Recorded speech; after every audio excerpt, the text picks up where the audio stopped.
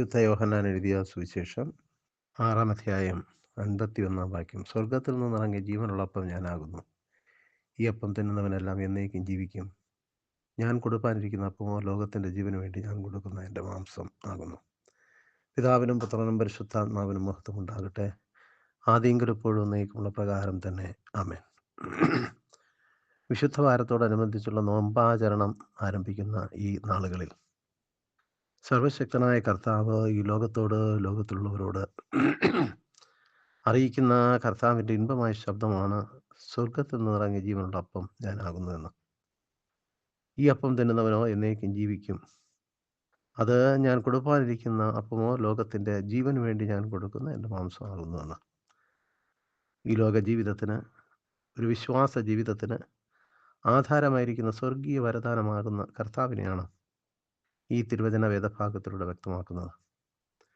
കർത്താവിൻ്റെ സാന്നിധ്യം എന്നത് ഭുജിക്കുന്ന ഏതൊരു വ്യക്തിജീവിതങ്ങൾക്കും ആത്മാവബോധവും സ്വർഗീയാവബോധവും സ്വർഗീയ സംസർഗവും ഉള്ളതായി തീർന്നു ദൈവമക്കളെ സ്വർഗീയ സാന്നിധ്യത്തിൻ്റെ നിറവിനാൽ നിറയ്ക്കുന്നതാണ്.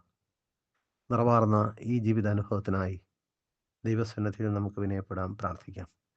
കൃപയുള്ള പിതാവേ, വാഴ്ത്തപ്പെട്ട ദൈവമേ, സ്വർഗീയ സാന്നിധ്യത്തിനായും സ്വർഗീയ സംസർഗത്തിനായും സ്തുതിക്കുന്ന നാഥ, ഈ പ്രഭാതത്തിൽ അങ്ങയുടെ സന്നിധിയിലാകുമ്പോൾ അങ്ങയെ ഭുജിപ്പാൻ, അങ്ങയെ ആരാധിപ്പാൻ, അങ്ങയെ ഉപാസനം ചെയ്യുവാൻ, ആത്മതപനത്തോടെ ഈ നാളുകളിലായിരിക്കാൻ, ദൈവാത്മാ പ്രേരിതരായി ദൈവിക സാന്നിധ്യത്തിനായിട്ട് വിനയപ്പെടുവാൻ സഹായിക്കണമേ.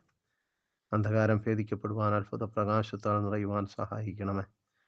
സ്വർഗീയ പിതാവിൻ്റെ വരദാനങ്ങളാൽ ഞങ്ങൾ അനുഗ്രഹീതരാകുവാൻ ഇടവരുത്തണമേ. ഞങ്ങളും ഞങ്ങളുടെ കുടുംബവും ഞങ്ങളുടെ പ്രിയപ്പെട്ടവരും കർത്താവിൻ്റെ തേജസ്സിനാൽ നിറയപ്പെട്ട് ശക്തിപ്പെടുവാൻ സഹായിക്കണമേ. അന്ധകാരം ഭേദിക്കപ്പെടുവാൻ ഇടവരുത്തണമേ. അത്ഭുത പ്രകാശത്തിൽ ഞങ്ങളെ വഴി നടത്തണമേ. വെളിച്ചമേ നയിച്ചാലുവെന്ന സ്വർഗീയ സംസർഗം ഞങ്ങൾക്ക് തുണയായിരിക്കണമേ.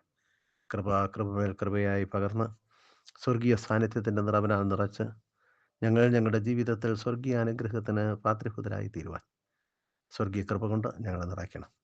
കൃപയുടെ കരങ്ങളിൽ വഹിക്കണമേ. അങ്ങ് ശക്തീകരിക്കണമേ, ബലപ്പെടുത്തണമേ. നാഥനായി നടത്തിപ്പുകാരനായി കൂടെ ഇരിക്കണം. യേശുവിൻ നാമത്തിൽ പ്രാർത്ഥന കേൾക്കണം നല്ല പിതാവേ, ആമേൻ. നമ്മുടെ കർത്താവായ യേശു ക്രിസ്തുവിൻ്റെ കൃപ, പിതാവായ ദൈവത്തിൻ്റെ സ്നേഹം, പരിശുദ്ധാത്മ സംസർഗം, സഹവാസം, കൂട്ടായ്മ നമുക്ക് ഏവർക്കും ഇന്നും വന്ന തുണയായിരിക്കുമാറാകട്ടെ. ആമേൻ.